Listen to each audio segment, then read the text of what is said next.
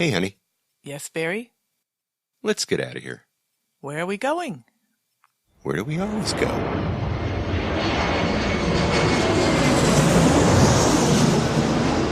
Fascina el viento, este ritmo de palmas, sin naturaleza, hasta encontrar la playa. Por eso grito al mundo, yo soy de Puerto Vallarta. Samba de Puerto Vallarta, noche de arrullo en el mar. Samba de Puerto Vallarta. Hello, fellow travelers, and welcome to this episode of the Puerto Vallarta Travel Show. I'm your host, Barry Kessler, and I'm just so happy to be introducing you to my favorite vacation destination. Maybe it's even yours, and that's Puerto Vallarta, Mexico. That music you're listening to is performed by Alberto Perez, and Alberto is the owner of the Lapa Lapa group of restaurants here. Those are the Lapa Lapa, Puerto Vallarta's oldest restaurant on the famous Los Muertos Beach, and the El Dorado Restaurant and Beach Club right next door.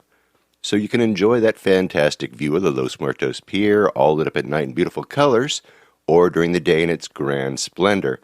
For breakfast, lunch, or dinner, seated with your toes in the sand right at the water's edge. It's so romantic. It's so Puerto Vallarta, my friends.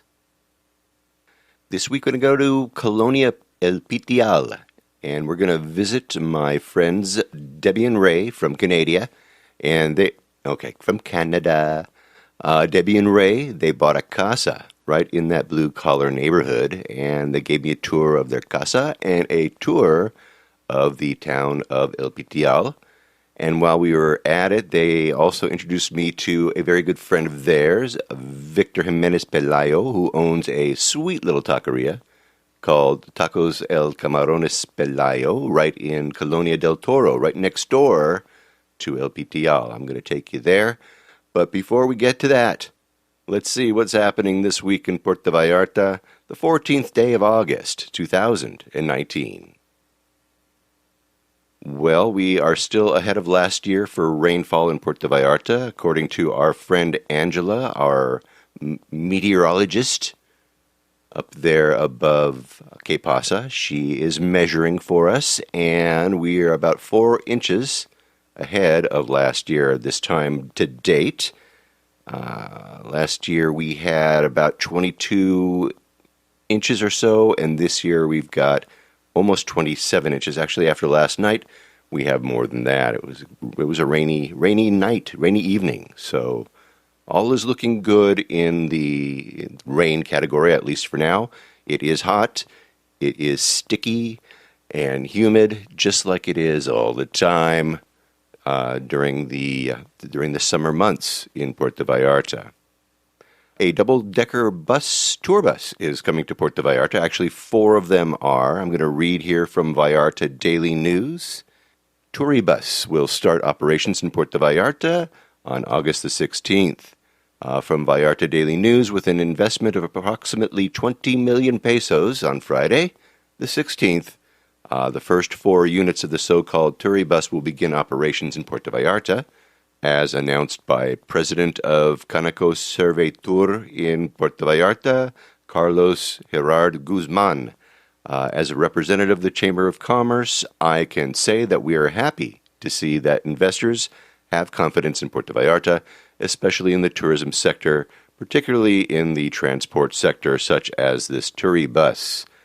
Guzman mentioned that according to the information that he has, they will start operations with the 4 units, and then another 2 will be added, which will operate a total of 6 buses. He pointed out that it generates confidence in the business sector and certainty among other investors and possible people who could seek to invest in this city. And although it is a new service for Puerto Vallarta, it's well known in other tourist destinations in Mexico and internationally. So he talked a little bit about that. Very interesting, the double-decker tour bus, according to some people I've talked to, is not new. Actually, they had double-decker tour buses earlier and they had a little trouble with low-hanging wires or something like that. You couldn't stand up in the back. I don't know. Sounds reasonable to me, right? But anyhow, that is coming online, they say, on the 16th, in just a day or two. So look for those. That would be kind of interesting to tour around Puerto Vallarta in an open-air vehicle such as that, I would think. Especially from the second level there, you could get a different glimpse of what the city looks like. Anyway, I have a link to that article in the show notes, and I have a picture of the bus in the show notes as well. Speaking of new things coming to Puerto Vallarta, from Diario Vallarta, they report that we have some new tourist police and the Green Patrol. It is, according to this article, I'll read it here. Puerto Vallarta is avant-garde in animal protection. A third Green Patrol will help in surveillance and protection.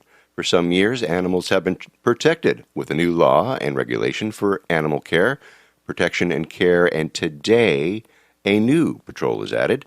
For almost 8 years now, in an animal control center known as a collection center, animals are not slaughtered, and on the contrary, adoptions and sterilizations have been intensified, and a culture of respect has been promoted, which improves society in this tourist destination.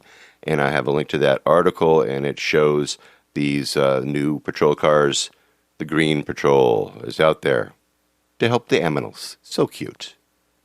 Listener Jake alerted me to an article here from Civilized Life Online, and it's about mangoes and pot. Yeah, thanks, Jake. And since mangoes are everywhere in Puerto Vallarta, in fact, they've been known to hit people on the head as they walk down the street from these huge, huge trees that are all over town. Let me read here from this article. It says, can eating a mango before smoking weed spike your high? People love trying new things to enhance prolong the effects of using marijuana products, but it turns out that there's a simple and quick way to improve your high at any time. Eating mangoes, it says. It may be ridiculous, but many people have speculated for a while that eating mangoes before using cannabis can improve their high. The reason is due to the terpenes, which are hydrocarbons found in many types of plants. Mangoes have myrcene in them, which gives the fruit its unique smell. Myrcene is also found in many types of cannabis. What do you know? Studies dating back to the 1970s have found that myrcene improves the ability of cell membranes in the body to absorb certain chemicals. So when ingesting mangoes before smoking or ingesting marijuana, the body's cells are better prepared to absorb THC, which is the chemical responsible for the high. This method doesn't just help people get high easier, it also is known to enhance the medicinal effects of marijuana as well, which can be particularly helpful for people who use the drug for pain relief. Myrcene-rich plants have been used in countries such as Brazil as anti-inflammatories, sleep aids, and even for treating diabetes. Now, most of this evidence is purely anecdotal. There doesn't seem to be any legitimate scientific research study on how mango consumption affects marijuana intake, but mangoes are a healthy fruit. Oh, I get it now. This was put out by the mango businesses out there, right? The mango producers did this. All right, I'll finish it. But mangoes are a healthy fruit, so it's not like you're exposing yourself to something dangerous before smoking, so there's probably not any harm to trying it out. Okay, all right, so is that fake news or what? Anyway, I checked with Snopes, and they haven't weighed in on the subject yet, so just stay tuned for that. And hey, Jake, what's with you? Do you work for the mango industry out there? Thanks for the link. I have that link to the article in my show notes. And now you guys have another reason to eat mangoes, right? They're healthy, right? I received an email from listener Derek, and Derek writes, "Hey, Barry, love the show. Some time ago you were mentioning harvesting magic mushrooms in El Tuito, and at the time you said that you had your own story of magic mushrooms in Mexico. You said one day that you would tell us about it. I don't know if you've told it. I don't remember you talking about it, or even if you remember talking about it, but for some reason it stuck in my mind. Anyway, thanks for the podcast, and keep up the great work, Derek." All right, well, Derek, I wonder why magic mushrooms would stick in your mind. You have any idea why that might happen? All right, sure. You sound like a pretty fun guy. It's been decades. I'm pretty sure enough water has passed under the bridge right now so I can tell this story. All right. It's a long story. I'm going to tell you about, it's a story about my adventure, actually, of my Spanish language immersion in Mexico. And, of course, Derek's question about the mushrooms. Anyway, it was a long time ago. I was going to school. I was going to college over at San Diego State at the time. I was an English major, Spanish language minor. I was taking Spanish and French and German all at the same time, and it was a crazy time. But we had an opportunity. Actually, I got an opportunity to earn a full semester of college Spanish language credit by taking an immersion class in Mexico City. It was a 6-week course, and now this was back in 1979, and it was really cheap. The tuition, the cost for the course was just $150, and of course that's U.S. And we were then placed in Mexican homes for a price of $550 per day, and that covered the room and it covered one meal. It covered our breakfast. So anyhow, the professor in our Spanish class told us about this opportunity one day and wanted to get a show of hands on who might be interested in signing up. And 12 of us signed on. She collected the tuitions. This was going to happen after school ended, and it was the beginning of summer. So what she did was she collected our tuitions, and then she offered several modes of transportation available to us to take the trip. One of them was to fly, and the other one, which she suggested we take because, we would get the real Mexican experience, would be traveling by train through Mexico. And the train, well, it was a whole lot cheaper, and the thought of, railing through Mexico for 3 days and 2 nights, it was pretty exciting, if not a little bit romantic, right? And so most of us opted to take the train. I think only one person flew. So the professor had a contact in Mexicali. That's where the train station was. And she collected the money, and then the contact was going to go and purchase all of us first-class passage, which consisted of 4 of us per cabin, for a car, I guess it would be, each with their own bathroom and their washroom. We found out when we got there that these were old Pullman sleeper cars from the 30s. And, they were clean, but they were old. Okay. So, as I recall, all of us made our own arrangements to get to the train station from San Diego. And I drove with my friend Mark, and Mark and I were scheduled to be roommates when we got to our Mexican family in Mexico City. And I don't remember if there was anybody else with us, but we left San Diego before sunrise. We headed down the I-10 towards El Centro, where we would cross into Mexicali. And the train station was bustling when we got there. We were there early, except kind of crazy for a couple of college kids, but we were. And we looked all around for the ticket man that the professor had buy our tickets for us, but much to our dismay, no Mr. Wonderful was anywhere near there. And as time went by, more of us showed up at the station, and it was becoming apparent that the ticket guy he was not going to be making his appearance. He had his money and he was gone.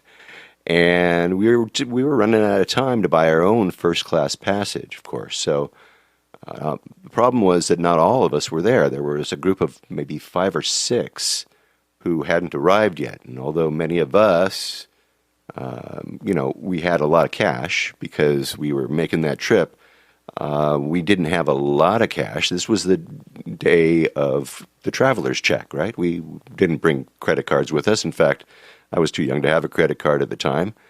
None of us had a cell phone, so we couldn't call anybody to find out, when they were going to arrive. Why hadn't they gotten there yet? And so we're watching the clock, and the ticket guys are saying, you're running out of time to buy your first class seats. And so we decided that we'd buy our own tickets, and we would just get settled in, and we'd wait for the others to arrive and let them worry about paying for their own tickets. Whether they be first class, second class, or third class, it didn't matter to us. We hopped on the train, and we sat and we waited and waited and waited, and then the train whistle blew, and we started moving out of the station, and then here come a group of six American students, college students, sprinting down the platform with all their luggage, and they hopped on the train. Of course, they hopped on the train. They thought that they had already paid for their ride, so they, no worry in the world. It's like, yeah, we made it, OJ, made it to the, Anyway, they piled into the 2 sleeping cars that we already paid for, all their luggage, all their food, the water, everything for the 3-day trip. It was a huge mess. And that was the time that we broke the bad news to them, that you guys, guess what? You don't have tickets. And when the conductor comes, he's going to find out. He's not going to like what he sees here. And sure enough, the conductor came and he ushered the ticketless passengers, our classmates, over to the second and third class cars. So we all were sitting there. We were stuck in with all of their luggage, all of their junk, all of their crap was all over, our car. So it was a mess, and eventually I ventured out to visit with the latecomers. These guys were traveling in second and third class with la gente. They were out there with the people, and the windows were down, a little dusty, going through the Sonoran desert. Chickens, yeah, chickens too. And so anyway, I suggested that we all powwow and pool our cash together and see what we could do to pay off some porters and some conductors, and see if we can get these 6 people their own sleeping cars. And actually, by nightfall, everybody was settled in for their first class accommodations.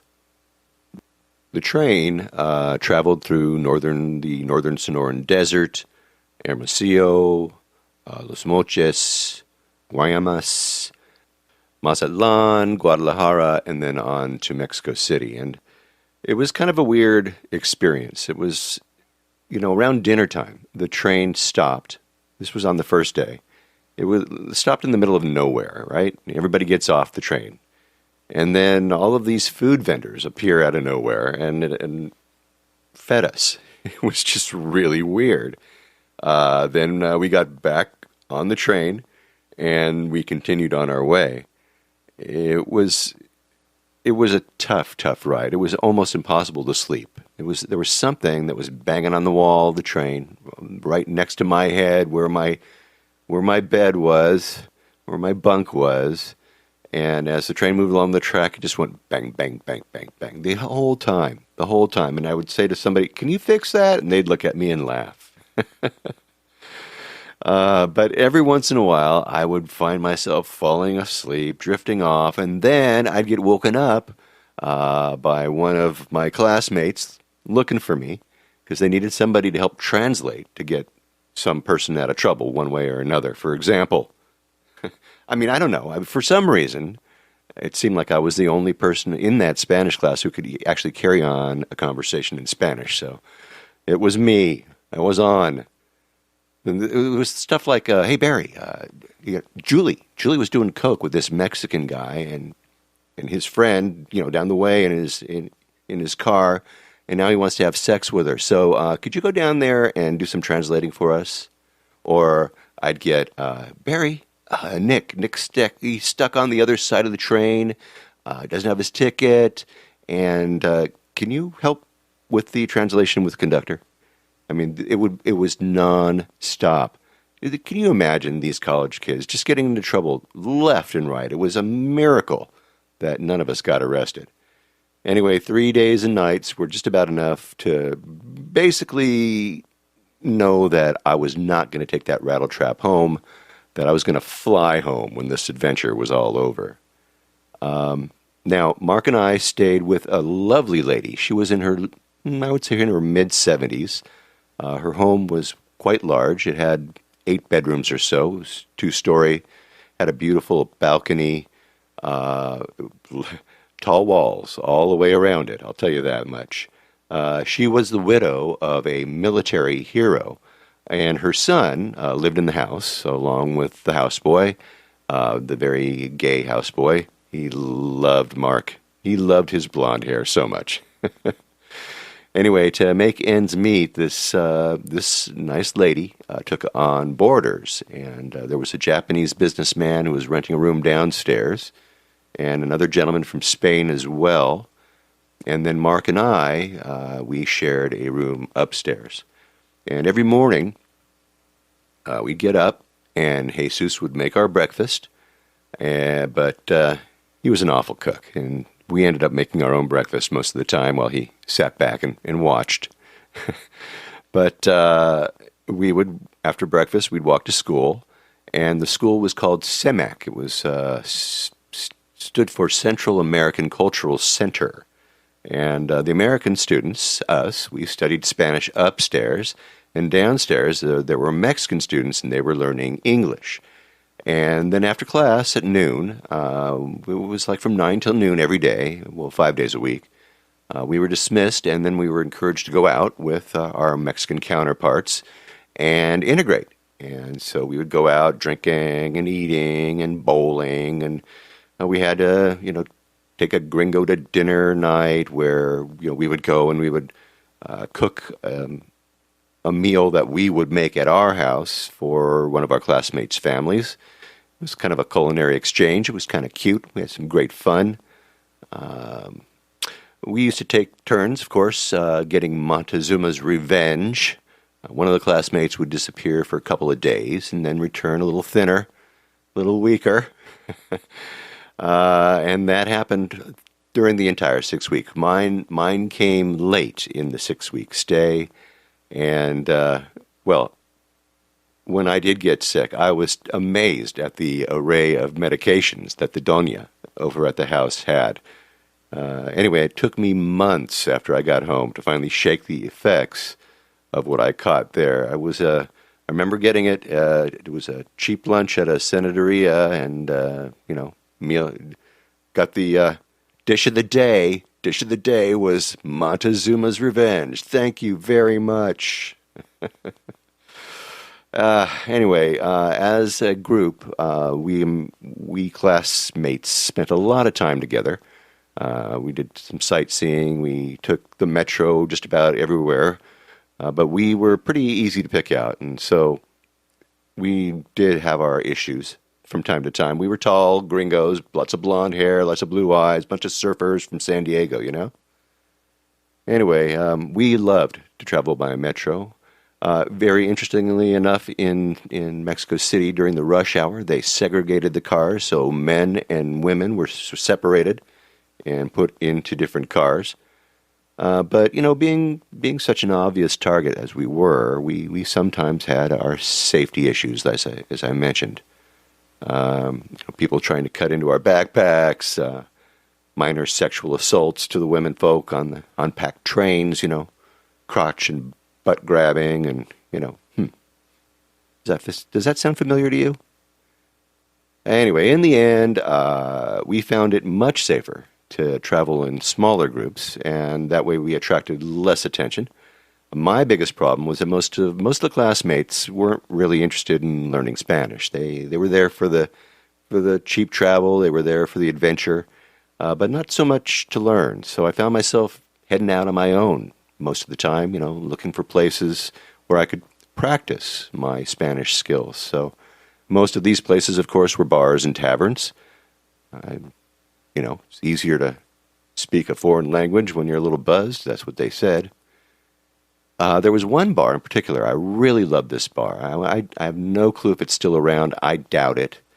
But it was a wonderful place. Thinking back about it now, it was almost like a dream. It was in an ancient building in the Zocalo, in the old city center in Mexico City, and it was men only. It wasn't a gay bar though. It was just there weren't any women there, and I don't think that they were allowed.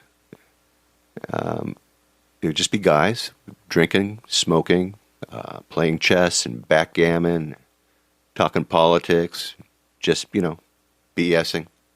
All in Spanish, of course, and I was the only gringo in the place. I was probably one of the youngest guys there too.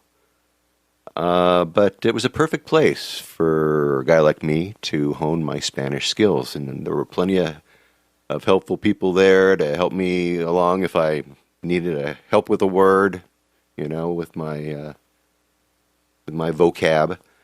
One of the reasons I really liked it is because they served free food. They had free tapas for the patrons who were drinking. So as long as you were drinking, you were eating too. And it was pretty cool. It was these kind of places where I actually became immersed in the language. It wasn't with my classmates, I can tell you that much.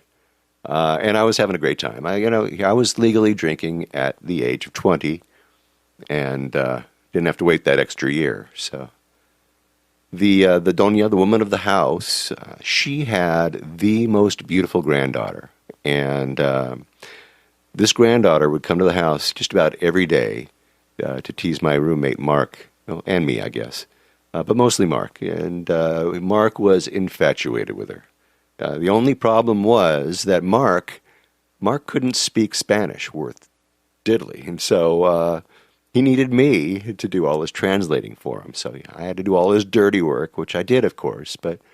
And we went out on a couple of dates with her and a friend.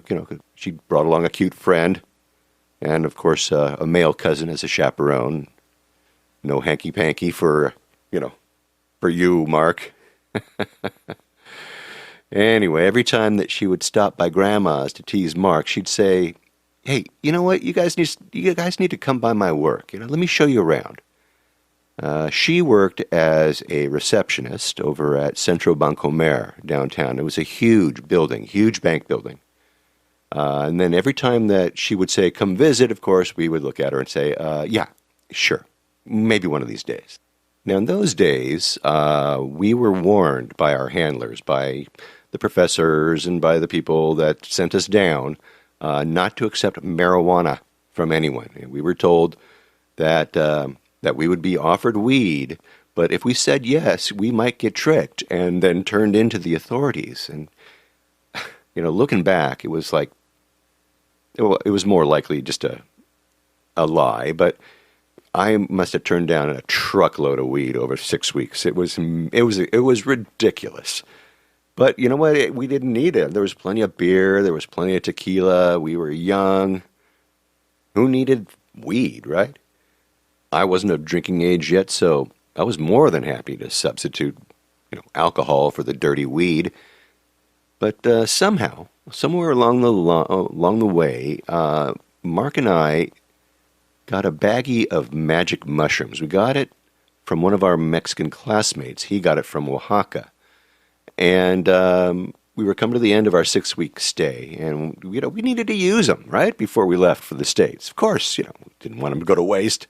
How silly would that be? So one afternoon, we decided to go ahead and take the plunge. We downed the mushrooms, and we decided it would be a good idea to go visit the granddaughter of the Doña. So we took the metro to Central Bancomer, and we wandered through the doors of this huge building, just high as kites. We Well, we were both dressed in jeans and in T-shirts, and we were surrounded by men in suits and ties and, women dressed to the tens. And anyway, we wandered somehow. I don't even know. We walked through the door. We wandered through the bank a little bit, and then right up to the granddaughter's desk. And it was impossible. We ran right into her. And she was so surprised to see us, of course. And she ushered us into a little conference room, actually a big conference room with telephones, boardroom table, couches. And she sat us down and she looked at us. And of course, we were so high. And she's like, why are you laughing so much? Anyway, she disappeared. And then one after another, she sent in the most beautiful Mexican women that we had ever seen. Secretaries dressed to the nines in high heels, one more beautiful than the last one. It was amazing. She would call up and go, hey, you guys, how's it going? Oh, it's fine. Okay, I have another one I'm going to send in for you. Her name is Maria. And then in would come this beautiful woman. I'm sure they were interviewing us for potential marriage material, but no doubt that this had to be the first recorded occurrence of speed dating. Took place right there in that cushy conference room. Anyway, we could not believe that all of this was happening. First of all, we were kicking ourselves for waiting until the last week of our stay in Mexico to finally visit the Doña's granddaughter, all these wonderful girls, all these incredible women. And then second, neither one of us could stop laughing or smiling. We were just so high. Anyway, after about an hour of this, we finally excused ourselves, and we found ourselves back out on the streets in downtown Mexico City. We took the metro to Chapultepec Castle, and we decided maybe it'd be a good idea to take a tour. Well, we were totally high, on these very potent mushrooms, so we did. Now, Chapultepec Castle, if you don't know what Chapultepec Castle is, a little history. On September 13th, 1847, the Niños Héroes, the young cadets at the military academy there, the hero children, died defending the castle while it was taken by United States forces during the Battle of Chapultepec of the Mexican-American War. They are honored with a large mural on the ceiling, the main entrance to the castle, which is what totally creeped us out. By the way, a little bit more on the history of this. The United States Marine Corps honors the Battle of Chapultepec and subsequent occupation of Mexico City through the first line of the Marines' hymn from the halls of Montezuma. Marine Corps tradition maintains that the red stripe worn on the trousers of officers and non-commissioned officers, and commonly known as the blood stripe, commemorates the high number of Marine NCOs and officers killed storming the castle of Chapultepec in 1847. So very, very interesting, and we were so paranoid. We were, on this drug, and we were walking here. We're clearly Americans, and clearly Mexicans that are around there must totally hate us for what we did to those poor Mexican children. And so anyway, all that happiness that we had in the bank, it kind of morphed into sadness. And, well, eventually we kept touring the grounds, and eventually the power and the effects of the mushrooms wore off, and we made our way home and looked at each other, totally blown away by the entire experience, with just a wow. And that, my friends, is the story of my magic mushroom experience in Mexico. And my next one, and the last one, was actually on the island of Koh Samui in the Gulf of Thailand. That was on my honeymoon with my lovely wife. But, hey, that's another story now, isn't it? So, yes, my 6 weeks in Mexico City, that was a pretty important and formative part of my life. There were so many great memories and so many great stories I still have to tell, but I'm done telling them right now. Thank you, Derek. Thanks for the good times. Thanks for reminding me about what fun it was. All right, I told you this would be long. Let's get to the interviews, okay? All right, here we go. In the beginning of this very podcast, not this one, but the beginning of the podcast, it's been about 2.5 years or so right now. So in an early show, I had an emailer who said that they don't take the federal bus cabs that you pay for in the lobby of the airport when you land at the Puerto Vallarta airport. And then she told us about the process that she took. They land, they walk across to the OXXO, they buy beer, they drink it, and then they proceed to cross over the pedestrian bridge. They grab a cab to their destination, and you might remember her. Her name was Debbie, and I called her Cheap Debbie because Cheap Debbie didn't want to pay full price for the federal cabs, and she went and dragged all of her stuff over the bridge and paid, a fraction of the price across on the other side of the of Highway 200 there.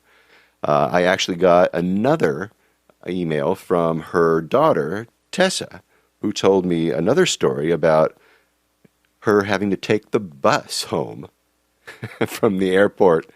So yes, Debbie got the moniker Cheap Debbie. And anyway, Debbie and her husband Ray and I have become friends. We've become real good friends over the years that this podcast has been going. And it's funny because when I was in Vallarta, and I knew they were in town, I'd send her a message. I'd say, hey, let's get together for a drink. And inevitably, the response was, we're having dinner with our Mexican family, or lunch, or we're having breakfast, or we're playing around, or whatever, having a party. And then one day, I got a message that they were actually getting ready to buy a home, a casa, in Colonia El Pitillal. And El Pitillal is it's actually a part of Puerto Vallarta, the greater Puerto Vallarta. It's a blue-collar neighborhood. It's very Mexican blue-collar. And anyway, I suggested before they buy this place that they contact my lawyer, Felix Zarate, and hire him just to make sure that they get the house and they get it legally. I don't like to have my friends hurt. I want to make sure that everything goes well for them. And anyway, I figured, why not, now that they have their house in El Pitillal, because everything seemed to go smoothly, why not go ahead and take the show over to Pitillal and find out what's going on there? So anyway, how do you get to El Pitillal? What do you do there? Well, you can get there by Uber. It's about 90 pesos from El Centro, from the middle of Puerto Vallarta. You can grab a bus. You grab any bus. It says Pitillal on the windscreen, and it says tunnel and Pitillal, better too. It's really cheap. It's, 10 pesos for the bus, and it takes about 35 minutes to get to the city center. The bus will drop you off right there by the church, or, your Uber or your taxi. Pick your poison. And the church actually is where the center of town is. And from there, you can explore and go to little shops and taquerias and just walk around and just see what a local Mexican neighborhood feels like. I stepped out of my Uber, and I was very close to the center of town where Ray was waiting for me. And we walked past a killer taco stand, which is right at the end of their street. And, of course, I immediately began getting really jealous, like, Ray, really? You've got a taco stand at the end of your street? You could crawl to this taco stand from your front door. Ray, this is not fair. Anyway, their place is nice. It's not too obtrusive from the outside, but it's very, very nicely done on the inside and the outside.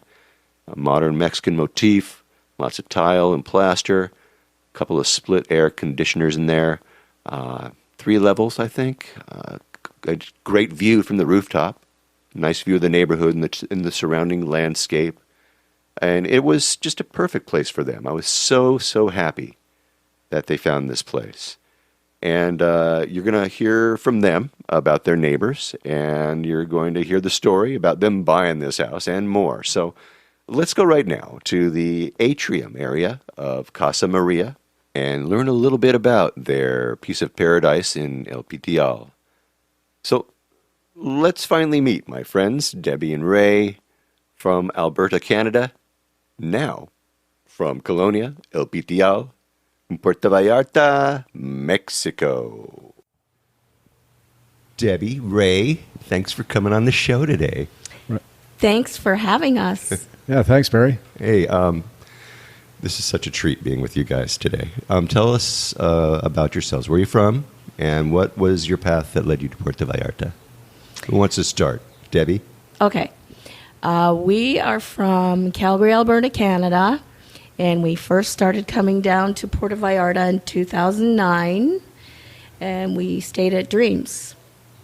The very first time we ever came here, Puerto Vallarta stole our heart.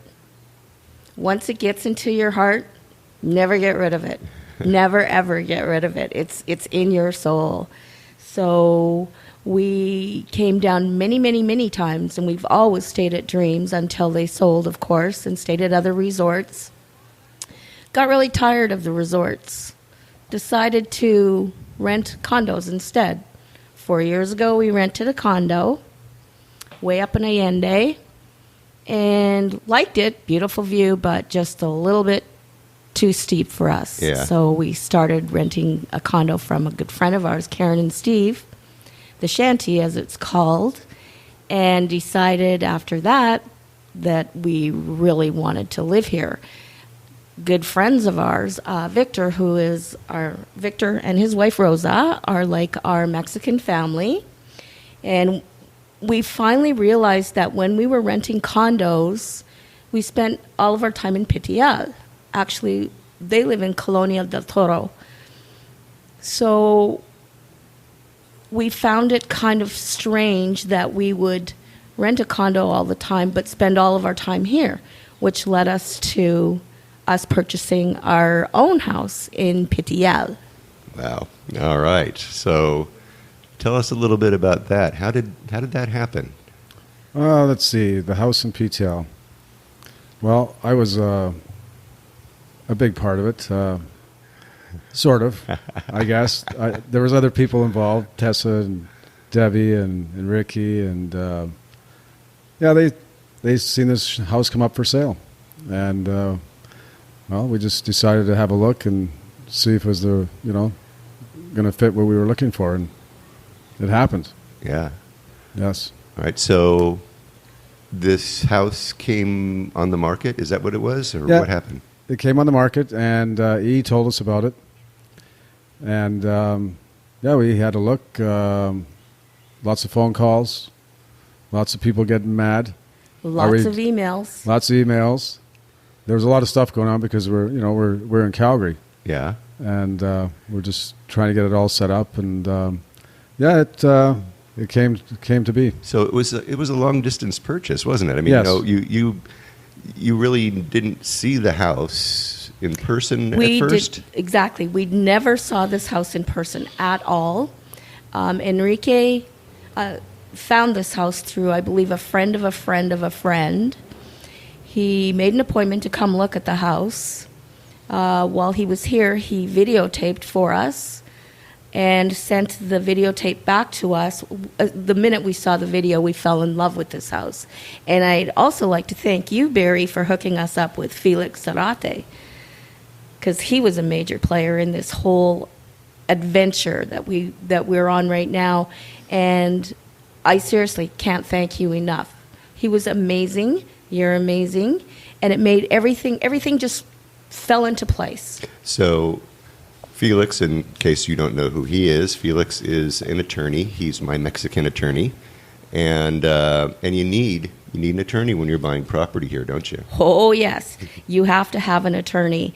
I can't stress that enough. An attorney, you need a notario. Without the notario, you could potentially lose all your money, everything. But we lucked out. Felix made sure that everything went smooth. Excellent. All right. So, in other words, sounds to me like it was a pretty easy process then once you got yourself somebody working for you, right? It was. Yeah. Were you surprised? Really surprised. Wow. It was pretty well, emails, few emails, everything just started coming together, and Felix was he put everything together real fast, and next thing you know, I was flying down here from Canada to sign papers. Wow. How cool is that? All right. So let's talk about your neighborhood. This is the first time that I've taken the show down up to Pitillal, up and into Pitillal, I should say. So tell us about your immediate neighborhood before we talk a little bit about Pitillal itself. Well, the street we live on is Juarez. We're very fortunate because our neighbors directly right beside us speak English, and they speak very good English. And in actuality, this house was the neighbor's, the wife who lives next door, was her brother owns this house. So there is a connection there. When we're not here, they watch our house. And we've also befriended another neighbor 2 doors down. His name is Leon. For Coamas, he watches our house too, which What's is amazing. What's a Coama? Come on, help us out. Yeah. For those who don't know, what's a Coama? A very large, delicious beer. All right. Corona. All right. Very good. And so he, for a couple of Coamas, he's putty in your hands. Is that what's going on here? Oh yeah, he's a very nice man too. Very nice. The whole neighborhood is so family orientated. It's I don't know. At first, I was a little bit intimidated because I am Canadian, and Pitillal is mostly people who work in the resorts in Vallarta. So we're right in with the locals. And they are so heartwarming, and they're so loving, and they will do anything for you, as we will do anything to our limit to help them. Yeah, wow. Have you, you're not here full time yet, but have you had any pushback from anyone in the neighborhood, or, people that maybe don't want Canadians or Americans moving in? No, not at all. No, I think they're curious because we're around here hanging out. You're like sticking out like a sore thumb. Oh, man. yeah. I haven't got the tan on yet, so. But no, they're really welcomed here. It's really awesome. And how is it with your limited Spanish? Not a problem. I'm horrible. I'm trying to work on it more if I can. But you can get around, right? I can get by just with smiles and either looking at something, pointing, or talking to somebody, and we figure it out. It's I don't feel limited at all. It's just amazing. You were telling me, actually, you were showing me pictures of your stove that just came in, yeah. And it arrived damaged. Tell that story, would you? Oh yeah, well it came. They delivered it. Should have took the cardboard off totally and checked it, but I trusted them and took it apart, and it was all smashed in the bottom. Had no tools here because I haven't done that yet. Just got here, so anyhow, I went to the neighbor next door. Showed him what I was doing. I'd managed to take the piece off that I needed to fix. Showed him what I was up to, and I knew he had a shop there. He was working on his car, so I figured, well, he's got to have something that I can use.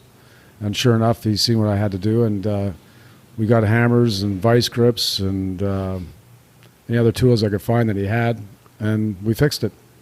So pretty cool.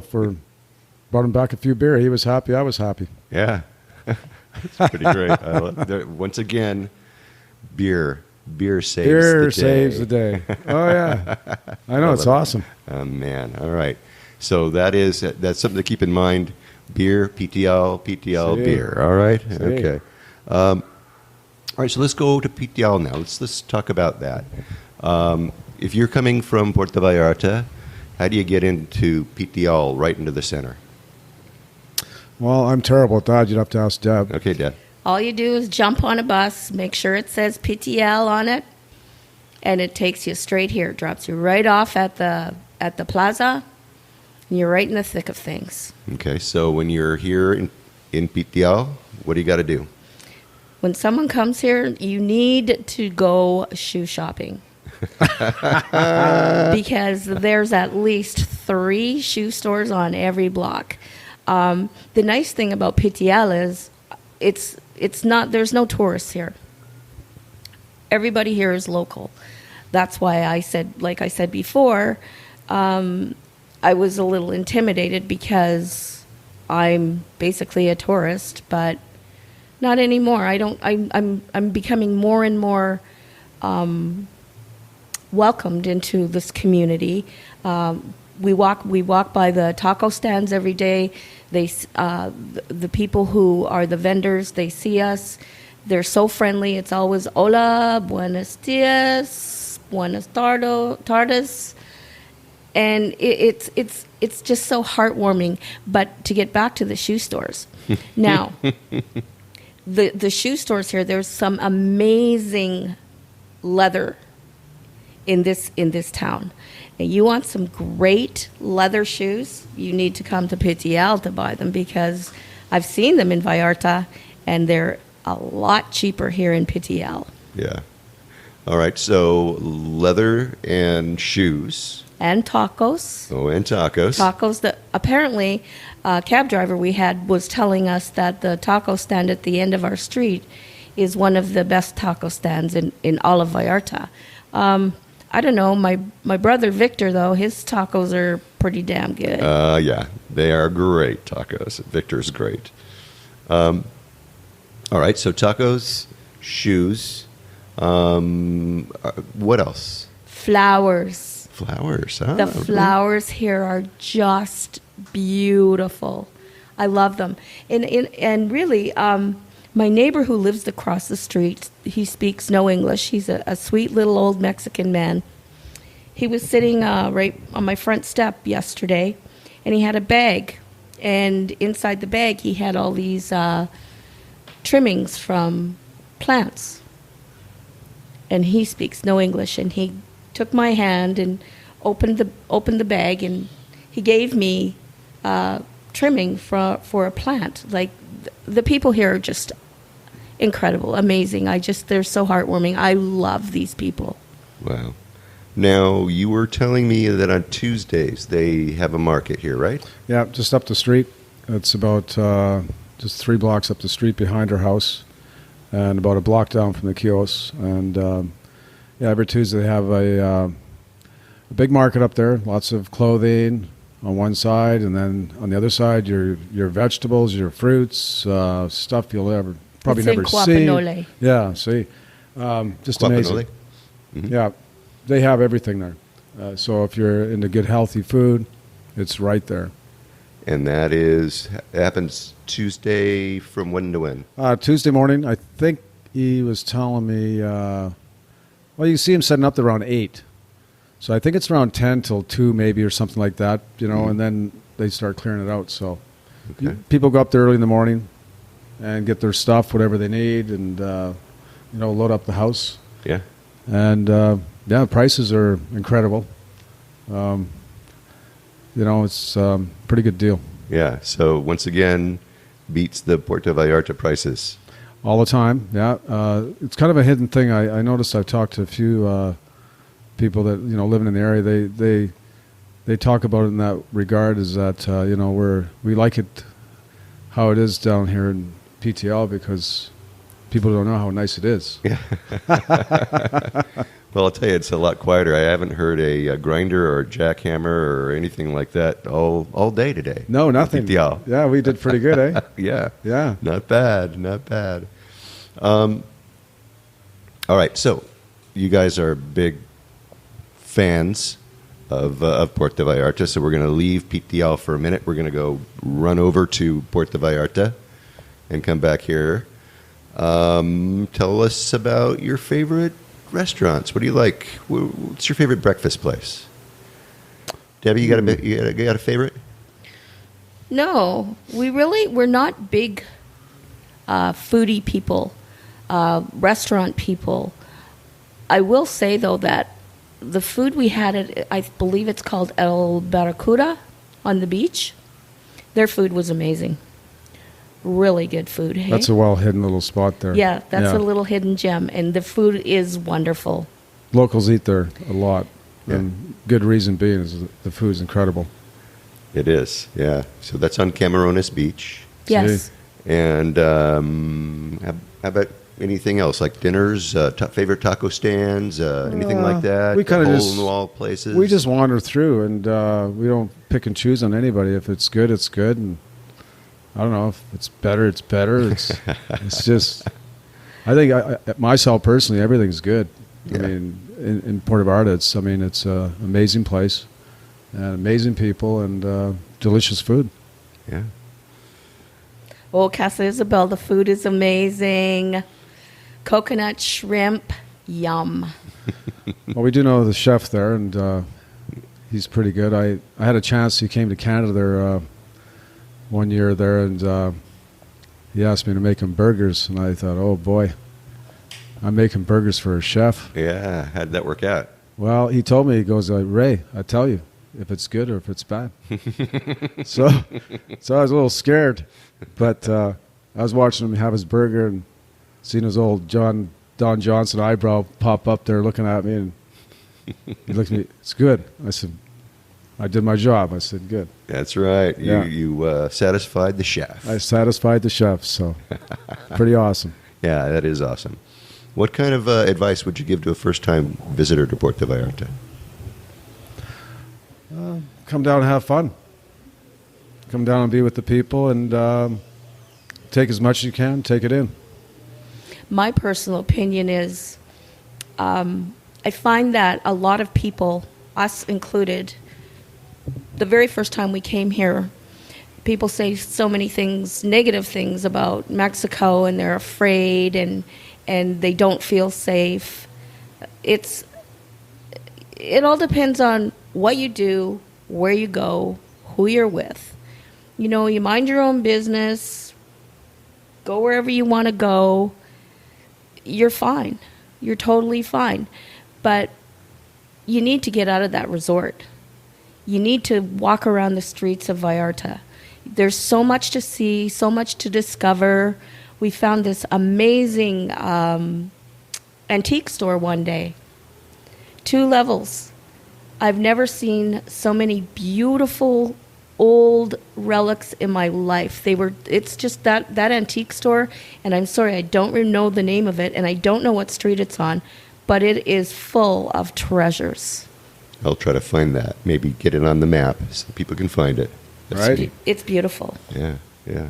Basically, what I'm saying is, you know, like, get out of your resort. Please get out of your resort. Go and explore. There's so many things to see. The art studios, the artists on the Malecon are just, the art is huge here. Yeah. Huge. So much talent. So much talent. And I need more art in my house. I know a couple muralists that can come over, help you out there. I know. I want you to send them over here. All yeah, right. we'll do that. Yeah. Hey, any word of advice for a first-time visitor? Well, I don't know. Don't be afraid. Don't be afraid to get out and walk around.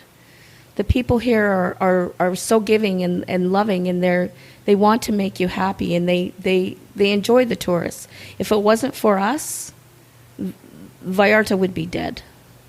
There would be nothing here. Yeah, just go exploring. Yeah. Don't be too shy about the taco stand in the corner. You know, you can run into a few little problems maybe once in a blue moon, but just go out there and check it all out. Absolutely. All right. That is totally cool. So, before we wrap it up here, is there anything else you want to add? Well, just keep your eyes and ears open, and get up in the morning and watch the sunrise, and hang around all day and watch the sunset. It's a beautiful place to be, and it doesn't matter how you get here, where you're staying, or what you're doing, but just be a big part of it. Nice. Very nice. Embrace the city. embrace the people because they all love you. Well, I love you both. Thanks for coming on the show so much. Thanks, Barry. Thanks, Barry. I love those two. All right, so from there we went for a walk. We toured around the streets. We went to the church, which unfortunately was closed that day. But she showed me around to some shoe shops, and flower shops, and taquerias. And then they said, hey, it's time for you to come and meet our Mexican family.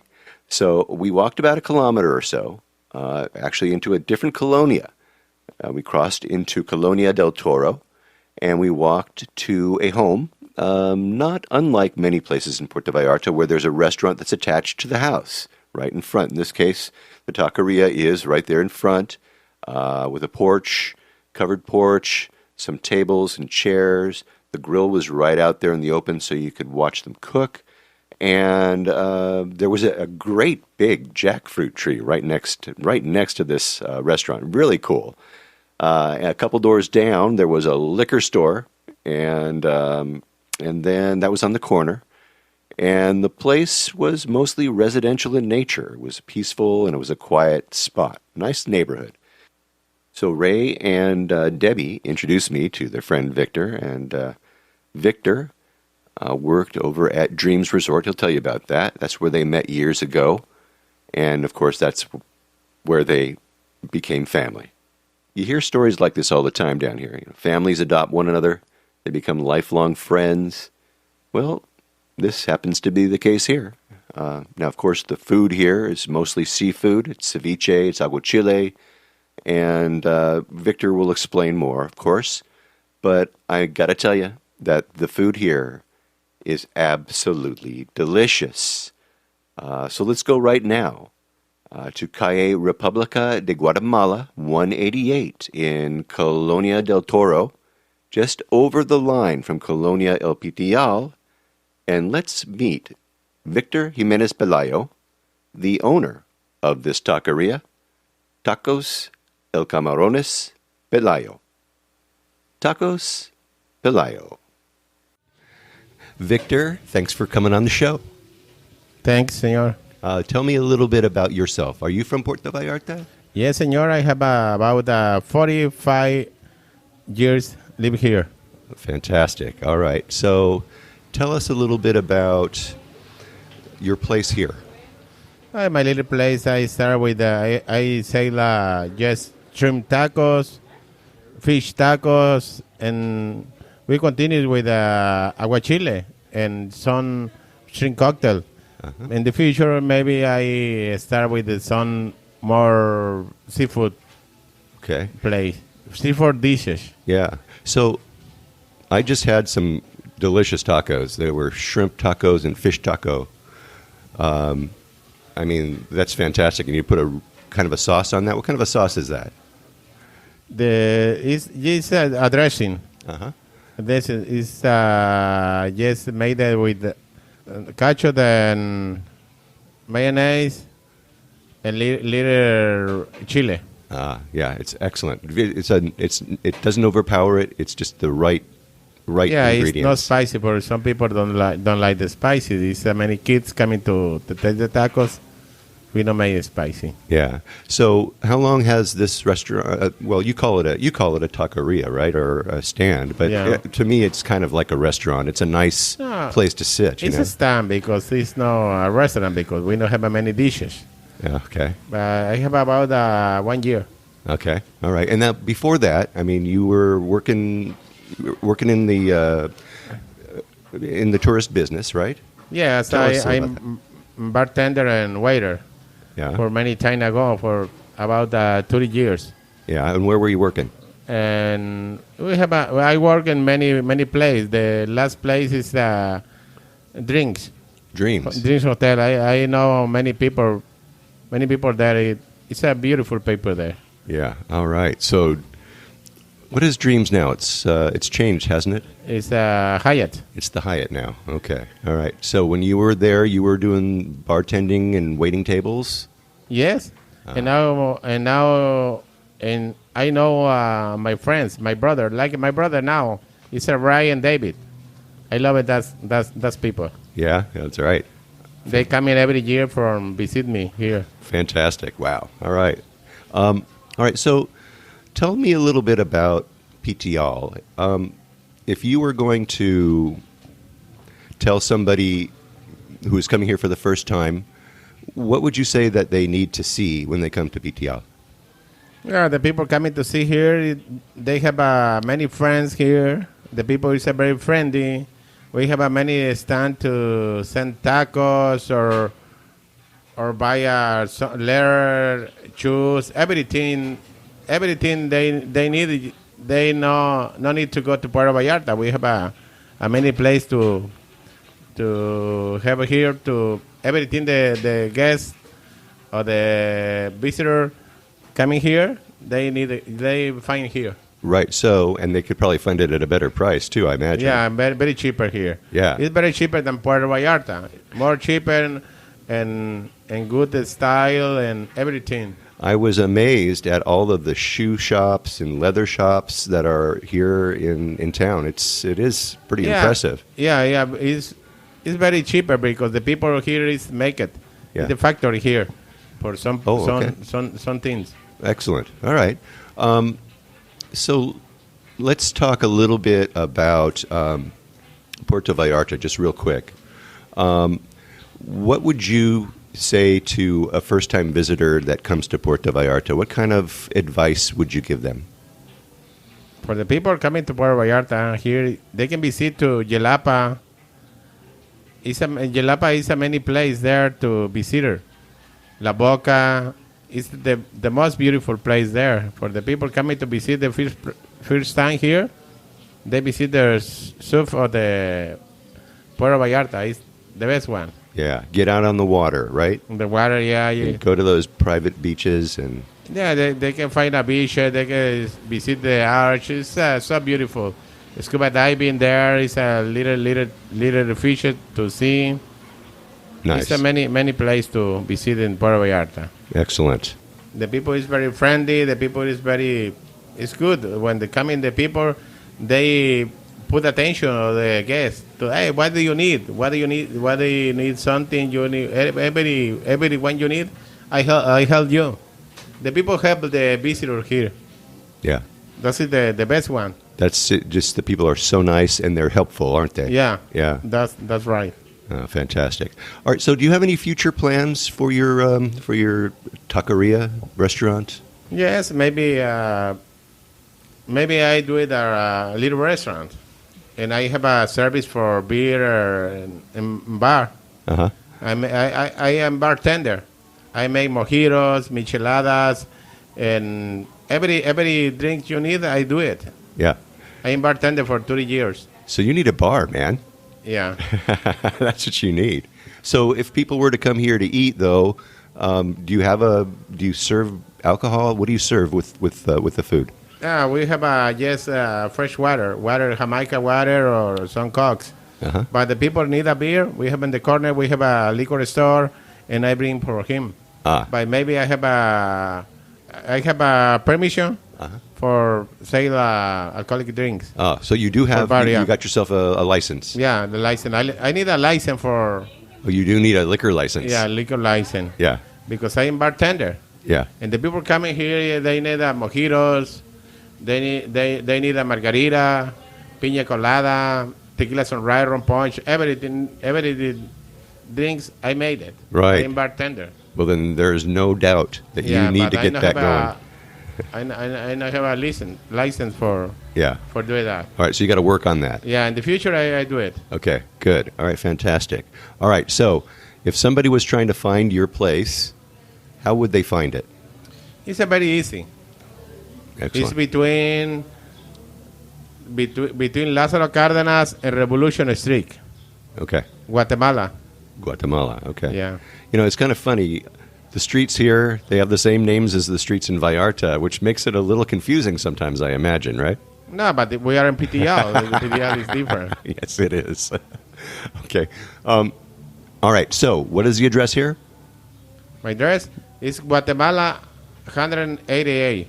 Guatemala 188. Yeah, 188. All right, now I got pictures, and I'm going to put a map also in the blog post for this episode, so you're going to want to go to www.puertovallartatravelshow.com and then go to this episode, and I will have a map that'll take you right to the front door of Victor's place. What's the name of this place, Victor?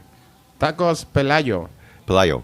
Okay. Pelayo. Pelayo. That's a very popular last name, Pitillal, because all people, that's the last name. That's a famous last name? Yeah, we are a big family. We have a many chef. The people, we have a many chef with that last name. Ah, interesting. I have a friend, cousin in Punta de Mita. He's a chef. Felipe Pelayo is the most popular chef in Puerto Vallarta. Wow. Okay.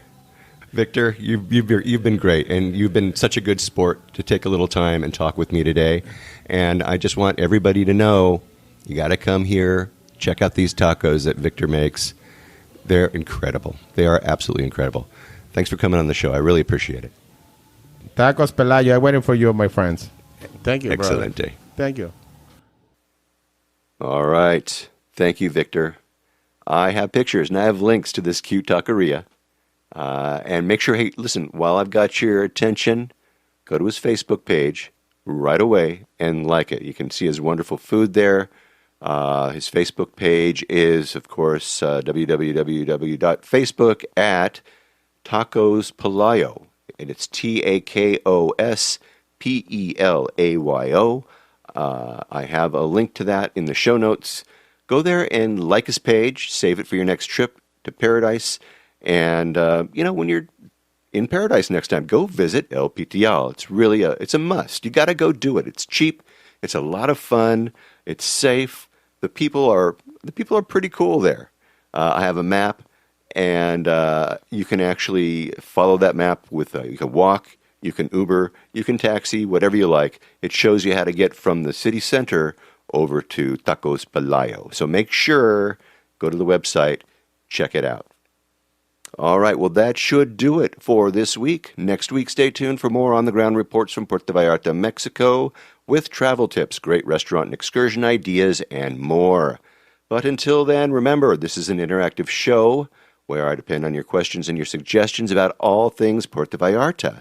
If you think of something that I should be talking about, please reach out to me by clicking on the Contact Us tab and sending us your message. And remember, if you're considering booking any type of tour while you're in Puerto Vallarta, you must go to VallartaInfo.com, that's JR's website, and reserve your tour through him right from his website. Remember, this is a value-for-value proposition, my friends. His experience and on-the-ground knowledge of everything Puerto Vallarta in exchange for your making a purchase of a tour that you would do anyway. You're just doing it through him as a way of saying thank you. Thanks, JR, for being our guide. It costs no more than if you're going to use someone else, so just do it, really. And when you do take one of those tours, email me about the experience. Maybe you can come on board and share with others what you liked or didn't like about the tour. Again, contact me by clicking on the Contact Us tab and sending off a message. And don't forget, he's got his maps, his DIY tours, his revitalized happy hour board, and more. I have links to all of those in the show notes. And once again, if you like this podcast, please take the time and subscribe and give me a good review on iTunes if you would. That way we can get the word out to more and more people about the magic of this place, Puerto Vallarta, Mexico. And remember, I made it easy for you to do just that with each episode I create. But if you haven't been to my website, you really need to have a look there. I've got links to the places that we talk about, interesting pictures, and more right there in my blog post and in the show notes for each episode of the show. So check them out for sure, all right? All right. Thank you, Debbie and Ray from El Pitillal. From Alberta, Canada. From Mexico, you Mexican-Canadian friends of mine in the hood. Thank you so much. Thanks for your story. Thanks for your friendship. And thanks for sharing your passion for Mexico and for Puerto Vallarta and for the locals of Puerto Vallarta with the rest of us. You've inspired us to look beyond the more touristy neighborhood with an ocean view for maybe a more local way of life. Wow, it's just so wonderful. And thank you, Victor Pelayo. Thanks for talking with me. Thanks for sharing your lovely restaurant with all of us. Don't forget to like his page. I have a link in the show notes. And remember, it's Takos Pelayo on Facebook. Get on over there and check out Victor's wonderful cooking. It's amazing, all right? And thanks to all of you for listening all the way through this episode of the Puerto Vallarta Travel Show.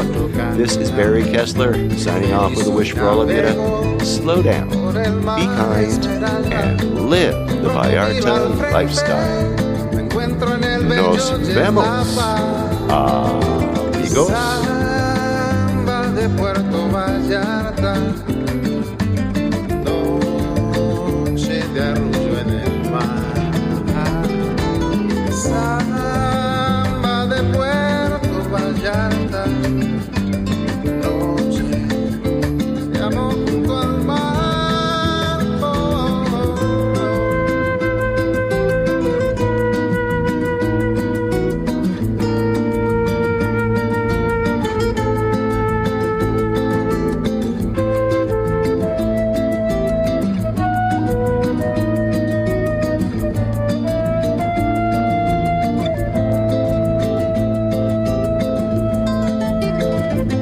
Solo camino eterno por la playa, me encuentro junto al río cuando todo está en calma. De pronto cae la noche, me brillas Puerto Vallarta.